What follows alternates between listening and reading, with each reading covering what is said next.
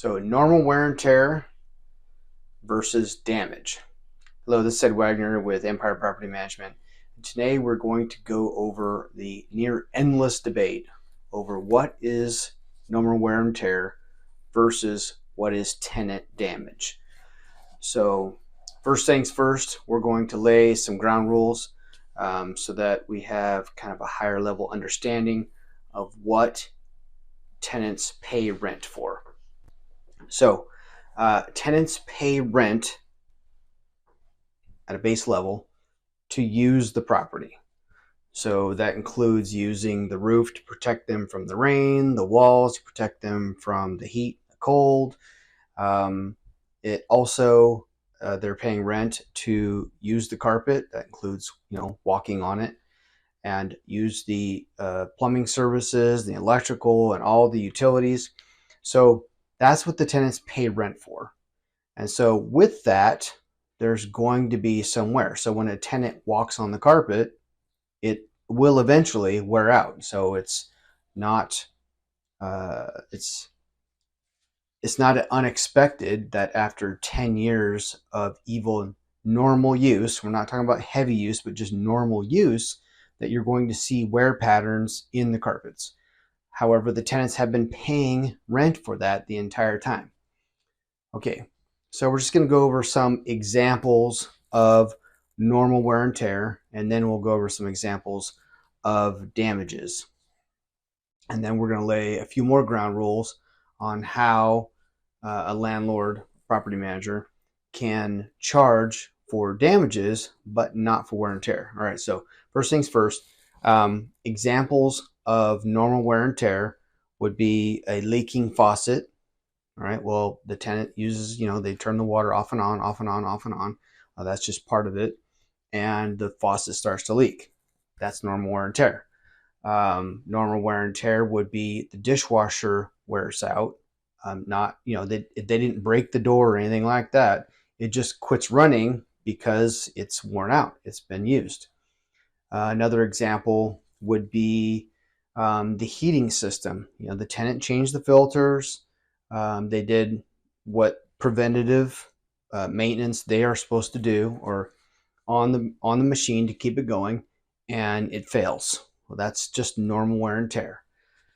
More examples would be, again, we touched on carpeting and flooring, things like that, where the tenant is using it to its normal level.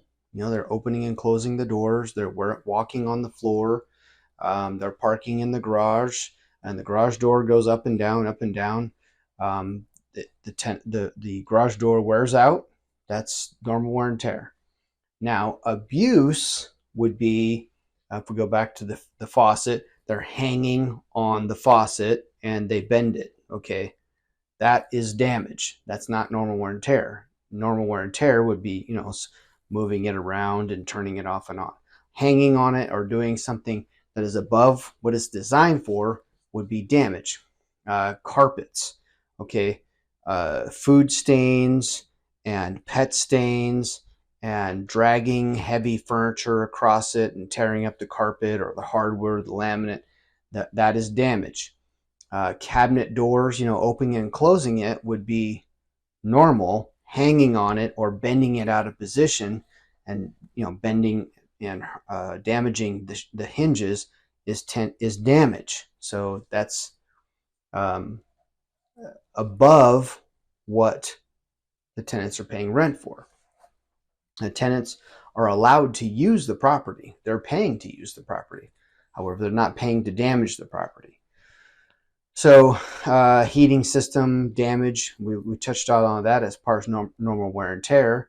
Now damage would be not changing the filters. Okay, damage to the dishwasher would be standing on the door and the door bends. That's damage. So there's a lot of ways that tenants can use the property, and there's a lot of ways they can damage the property. Now, how does a property manager charge for damages, and when can they charge for damages? Okay, so this comes the sticky part. There is and always will be some gray area. Now, a good property management company documents everything. I mean, they take pictures and descriptions of every little square inch of the property as much as reasonably possible they can. That means before a tenant moves in, and this is just not just for the landlord's protection, but also for the tenant's protection. Okay, so Empire, particularly when we come into a property, before the tenants move in, we take pictures. Now, I'm not just talking about a few. We're talking about hundreds of pictures of the property, and that is to go over the specific condition of the property, the good and the bad. If something is already damaged, well, of course, we want to document that as well, and that's real important, and I'll explain why going forward. So we take pictures of the property, front yard, backyard, roof condition, exterior paint, interior rooms, condition of the appliances, paint conditions, flooring conditions. Every room in the house gets pictures, and the good and the bad, like I said before. The tenant moves in, so we're just going to briefly go over the life cycle real quick. Tenant moves in, they use the property. Let's say they're there for a year or 5 years. It doesn't really matter.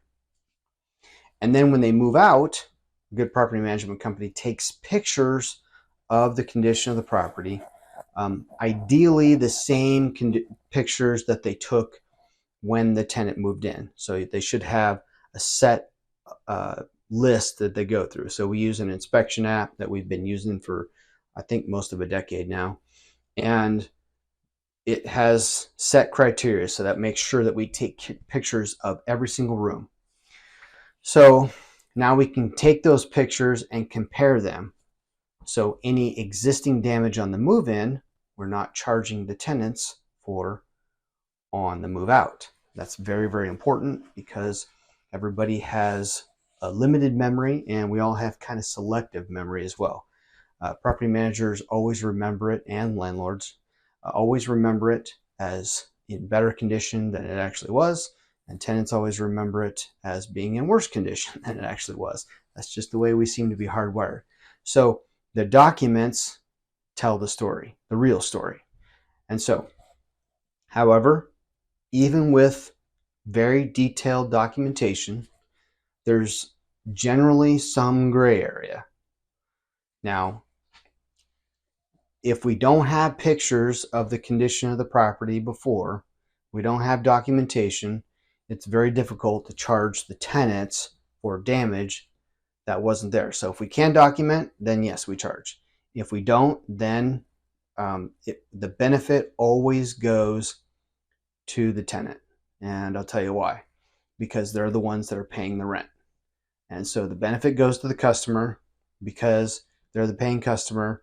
And if you can't prove that they did the damage, then we can't charge them for the damage. So this is not, I think or I hope they did the damage so I can charge them for it. No, I know for a fact they did the damage, then I'm going to charge them for it. If you don't, you can't charge somebody if you don't know they did the damage. All right, so that's basically just a bird's eye view of the situation. When Empire does a deposit accounting, we get down to the nitty gritty. I mean, it is tight. We calculate every penny out,